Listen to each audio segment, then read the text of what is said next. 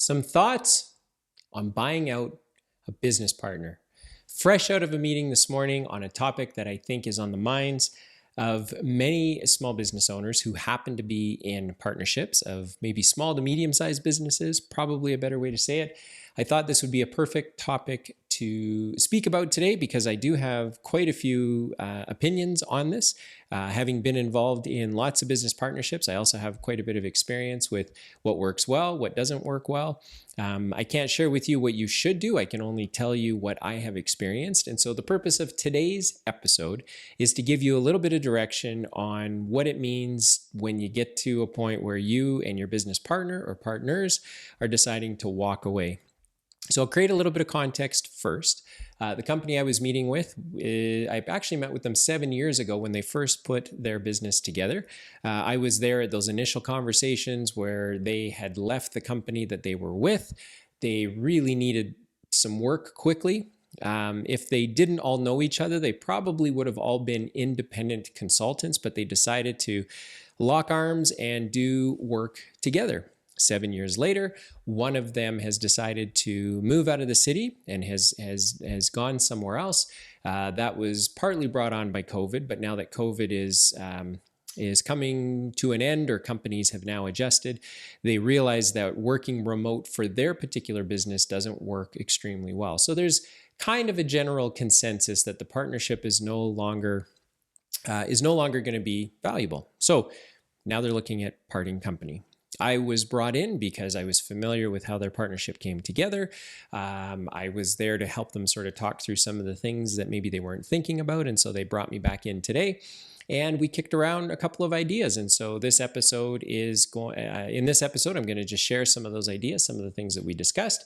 And hopefully you will find this helpful if you're in a position of trying to figure out how do you get bought out, or how do you buy out your business partner? So with that as the backdrop, the business itself is a service business. So when we're thinking about buying out a partner, there's a couple of quick things that I usually look for. So the first thing is, do you have a shareholders agreement? When the partnership was formed, did everyone come to the table and did everyone agree on either a standard form shareholders agreement, or was there an agreement of any other sort? Now, my disclaimer is, I'm not a lawyer, not an accountant. I'm simply a guy that is actively involved in many businesses every day. And so everything I'm sharing is not meant to be advice. It's really just meant to be some thoughts on buying out a business partner. So first thing that I'm looking for is there any structure around the partnership? Now, it's not uncommon that partnerships don't end up getting papered. Certainly businesses where people are using their knowledge as opposed to building a widget or a warehouse full of inventory or a retail location with lots of staff. Like, depending on the business, it's not uncommon that a services business may not have a partnership agreement or a shareholders agreement or anything that governs their relationship, because traditionally business partnerships come together because everybody has a lot of energy and a lot of optimism about what the future holds. And so people generally think that today is going to look like 10 years from now. And it just doesn't. As you get into business partnerships, you realize that the less time you spend upfront trying to define the terms of the relationship, what the expectations are, and ultimately what the exit strategy is. So if you spend no time on that, you spend an enormous amount of time when you are in a moment like this particular group was, where they now have to kind of sort through this stuff. Everyone thought they were all on the same page going into the partnership, but because it was never spoken about, because it was never written down, because nobody asked a lot of tough questions, you get to an awkward moment where now someone has to leave the partnership and you end up having a conversation like the one I had this morning. So first of all, in this particular example, there was no governing agreement. So 7 years ago, even though they knew they should have put something together, they really just rolled up their sleeves and got to work, started making some money. And so then the next thing that I sort of walk through and look for is there any sort of pattern about how partners were being remunerated, or how were they getting paid? Were there any dividends issued? Were there any performance bonuses? Were there any big management fees paid out based on successful projects?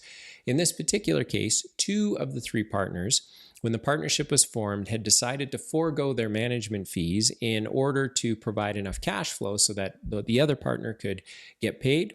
and that the business would be able to cover its own costs. So they booked the expenses into their P&L, their profit and loss statement, but they didn't end up taking the cash out until the business had the cash.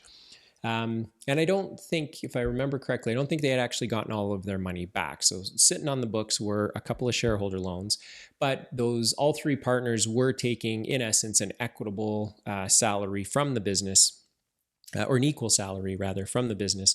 And so looking to establish, okay, you got no agreements, nothing is governing your relationship, but is there a history of performance that can kind of help us guide our efforts into figuring out how does someone walk away from this? And there hadn't been any dividends paid. There hadn't been any performance bonuses. There was nothing paid. So technically speaking, being partners and shareholders in the company, there wasn't any real value being created. The opposite of that would be, no, every year we paid out profits, and then if the company needed money, we all put money back in to cover our expenses, and that was just what we did for the last 7 years. But in this case, they didn't do that. They made enough money to pay their salaries. The money in the bank was used to pay expenses. But because they trade their time for money and they have a small team of people working for them, there isn't really any value being created outside of the goodwill of the customer database, the annual billings that they're able to generate from their business. And so originally the partners thought, let's get a couple of business valuators involved and let's come up with a valuation. For me, when you're dealing with a company that doesn't have a shareholders agreement, when there's no history of how the natural movement of the partnership was working, it can be hard to all of a sudden put a hard stop in place and say, okay, now we're going to do this by the book. Now we're going to determine what the real book value of this business is, and we're going to look to come up with a way to pay you out. So what I had said to the group this morning was, I said, well, assuming all of that went really well, can you cut the check to pay that partner out? And the answer was, well, no, we don't have the money to do that. And I said, okay, well, are you going to borrow the money then to pay them out of this business if the cash isn't physically sitting in the bank account? And they said, no, we're not too interested in that. And then I said, well, what is the expectation of both parties? And so they went on to say that the partner that is leaving really was hoping to stay on payroll until the end of the year. Well, they kind of transitioned this person out of their role, and that they weren't really, this wasn't an adversarial parting of the ways. It was just, it didn't work out. Life changed because of COVID, and their business partnership no longer needed to look the way it looked. And so I had offered up, and I had said, well, then why don't, if all of you have an interest in walking away from the partnership, so one partner is going to leave and the other two are going to remain, and they've told you that they really are looking to be compensated until the end of the year. And if we look at how much money they put into the business originally, I think it was about $10,000. Maybe the best deal, because you guys can't write a check anyway, is to keep them on payroll. They get to recover the investment that they put into the partnership, and they get a little bit of runway so that over the next, what would that be, 4 months, 5 months, they are able to maybe find some other employment. They can maybe stay on your benefits plan. And once that last payment has been made, then the shares would automatically transfer over. And so in today's episode, I realized that buying out a business partner can be very complex. There are a lot of moving parts, and there's a lot of details, not the least of which are the emotions that everyone at the table is feeling. And today, as we talk through it, what you quickly realize is that what we thought of as something very complicated, because no one has ever done this before, and what this particular group does every day, they're a bunch of engineers, so they're not really sitting around thinking about legal agreements and all this sort of stuff. It just seemed like the simplest way to structure a deal where one partner could be bought out by the other two partners. There's no history of the business sitting on piles of cash that were ever paid out or accumulated. So the partner leaving would know that, I really don't have anything in the business that I'm trying to capture right now. The other two partners could simply be silent on it. I said, you guys could just choose not to buy out the third partner, and because they're not doing any work, they could just sort of sit there. But everyone had an interest in making sure that they could all look back a few years from now and say, was that the best deal we could have made at the time? And because getting a valuation and then deciding what their share would be worth in light of the fact that no one could actually cut the check, sort of seemed like a bit of a useless exercise. And given that there's no history of the business generating big amounts of cash, there are no dividends being paid out, there are no performance bonuses being paid out, then the whole exercise almost feels a little bit forced and is expensive. It's not cheap to get some business valuations done. And if it's not even just the dollar cost, there's a bunch of time, because all of a sudden you have a couple of valuations that are, done on a slightly different basis. Then you've got to try and get all of the parties to agree on what a fair valuation would be. And if you've ever gone through this exercise or this conversation, probably the hardest thing in business to do is to come up with a number and have everybody agree on what a valuation is. Some people will look to overshoot the mark because of what their personal incentive is. Some people will look to undershoot the mark because of what their personal incentives are. And so valuation is very, very tricky. When you have a business that is somewhat unstructured, like this one, it's easier to have a conversation and for everyone to look at each other and say, what do we know about how we've been doing business? How does that translate into maybe us no longer doing business anymore? And what is a fair way for the business to continue to exist, but for me to be recognized for whatever I contributed? And in this particular case, it looked like over the next bunch of months, not only will you get back that original $10,000 that you put in, but you will make some additional money on top of that. You won't have to do any work. We'll keep you on our benefits plan. And once we've made the last payment to you, then you will just simply give us back the shares and everyone goes on their merry way. Now, I don't share this because I think this is a formula. I don't share this because I think this is going to work specifically for you.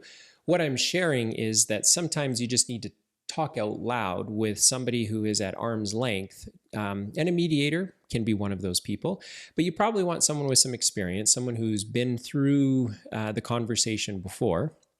I certainly have, good, bad, and otherwise. And just talk through some of the very basic stuff. They sort of had their mind stuck on coming up with a number for what the business was worth, not really paying a lot of attention to the fact that the value in the business is really just a derivative of the knowledge that the three partners were bringing to the table. So what is that really worth? Well, in my opinion, it's only worth whatever the revenue of the business is. The revenue is paying expenses. If there's cash that's piling up and it never got paid out, then obviously they would be entitled to some of that. But in a business like this, where people are basically taking out the wage that they themselves are earning through the work that they are doing, then you're kind of all looking at each other going, well, then what's the best way to transition out of this? I don't want to leave for nothing, because then I don't feel like that's equitable. I did contribute to the goodwill of the business.